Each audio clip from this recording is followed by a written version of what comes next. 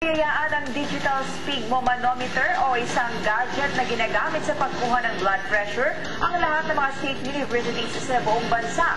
Isang pasasalamat di umano ito ng kumpanyang lumikha nito dahil sa mga Pilipinong manggagawa na naging katulong nila sa pag-angat. Nagpapatrol, Joan Panop. Ang digital sphygmomanometer P3000 ay isang uri ng gadget na ginagamit sa pagkuha ng blood pressure ng isang tao.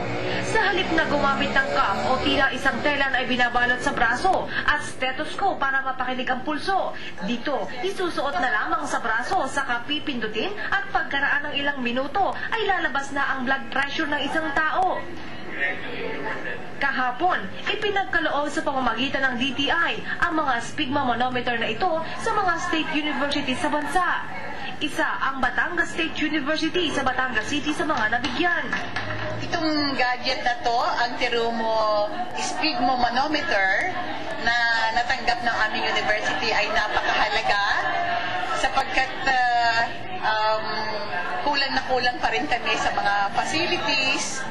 Sa Region 4A, 18 mga sphygmomanometer ang ibinigay sa mga state universities.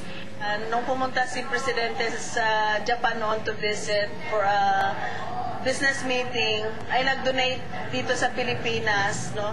Particularly po sa ating mga universities and colleges para ma-providean po sila ng parang more accurate at saka good quality na equipment para i-monitor yung ating blood pressure.